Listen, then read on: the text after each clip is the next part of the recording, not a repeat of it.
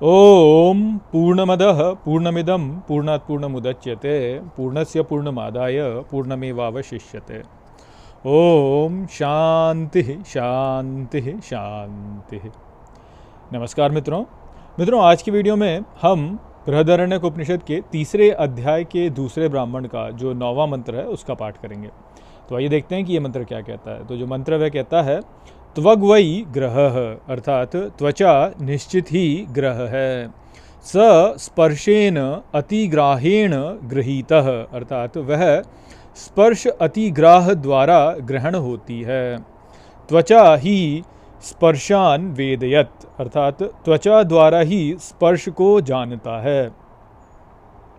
इति एते अष्टौ ग्रहाः, अर्थात इस प्रकार ये 8 ग्रह हैं। अष्टौ अतिग्रहाः, अर्थात 8 अतिग्रह हैं।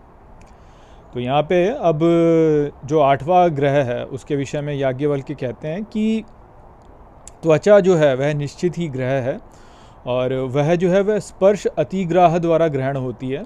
तो त्वचा द्वारा ही जो है स्पर्श का ज्ञान होता है, तो इसलिए ये भी जो है ये त्वचा ग्रह और स्पर्श अतिग्राह हो गए इस प्रकार से। तो वो बोलते हैं कि इस प्रकार से ये 8 ग्रह हैं। तो यहाँ पे जो है हम देख सकते हैं कि कैसे हमको जो है ग्रह के विषय में बताया गया है, जिसमें कि 5 ज्ञानेंद्रियाँ, 5 कर्मेंद्रियाँ ये तो हो ही गए और उसके साथ में 3 और हैं जो कि क्या हैं, तो वो हैं वाक हो गई, प्राण हो गए और जो क्या कहते हैं उसको, जो मन है वो हो गया।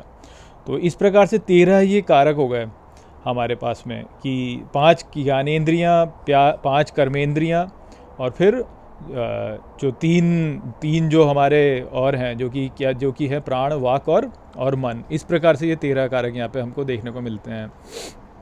कुल मिला के तो वैसे 16 हो जाते हैं क्योंकि 8 ग्रह हैं और 8 अतिग्रह हैं, तो 16 हो जाते हैं। क्योंकि जो 3 हमने कारक और समझे जो कि क्या है, मन और प्राण और वाक, वो जो है वो उनके भी जो है ग्रह हैं। तो ये थोड़ा सा इसमें भेद है, परंतु यहाँ पे यही बताया जा रहा है कि कैसे ग्रह हैं और उनके ग्राह हैं। तो यहाँ पे जो है बताया गया है कि जो त्वचा है वह भी एक ग्रह है, और वह ग्रह कैसे है कि जो त्वचा है उसका ग्रहण होता है स्पर्श के द्वारा। तो पुनः हमारे लिए जो बात समझने की वो यही है कि त्वचा जो है, ऐसा नहीं कि त्वचा होने के कारण जो है स्पर्श होता है, ऐसी बात नहीं है। स्पर्श तो है ही। अब ये जो है उदाहरण सबसे सरल है हमारे लिए कि भाई जैसे हम ये बोलते हैं ना कि भाई ये क्योंकि हमारी आँखें हैं इसलिए हम देख सकते हैं, तो आँखें होने के कारण हम देख सकते हैं ऐसा लगता है, परंतु वास्तव में देखना अपने आप में ही है और उन देखने के लिए हमारी आंखें हमको दी गई हैं। तो ये बात समझने की। तो ठीक उसी प्रकार से जो है यहाँ पे बताया गया है कि स्पर्श जो है, ऐसा नहीं कि स्पर्श कोई अलग है, स्पर्श अपने आप में है और उस स्पर्श को प्रदान करने के लिए जो है त्वचा है, त्वचा जो है वह उस प्रकार से है। तो ये जो चीज़ है ये ही है। और देखिए त्वचा का तो है कि यदि आप ऊपर से त्वचा को हटा भी दें, मान लीजिए यहाँ पे चोट लग जाए, तो भी जो नीचे जो निकलेगा उसको भी यदि छुएंगे तो छू तो सकते ही है ना उसको, तो छू तो सकते ही हैं उसको। तो छूना अपने आप में पहले से ही है। 2 वस्तुएं एक दूसरे के साथ स्पर्श करती ही हैं, तो स्पर्श तो अपने आप में है ही, परंतु त्वचा जो है वह उसके ऊपर से है। और आप ये देखिए कि जो त्वचा जो शब्द है और जो त्व शब्द है तो वो लगभग एक ही है ना।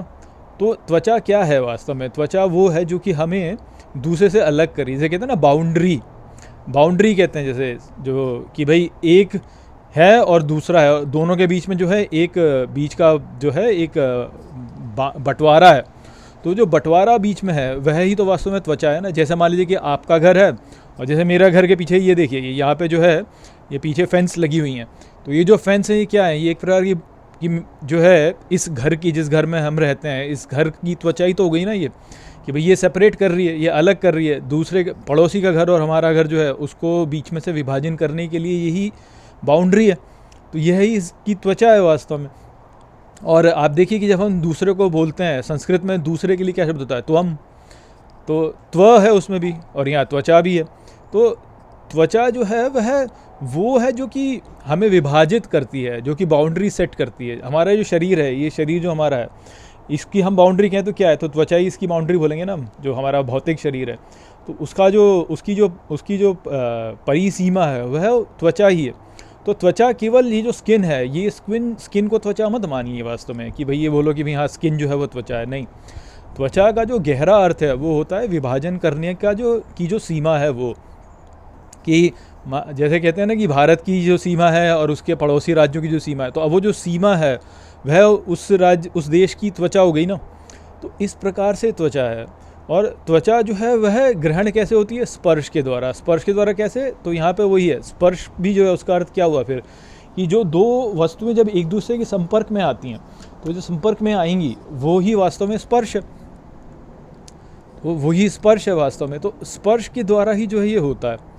तो ये हमको समझना चाहिए कि जो स्पर्श है वह जो है संपर्क में आना ही है, और ये केवल ऐसा नहीं है कि भाई हमने किसी को छुआ तो वही केवल स्पर्श है।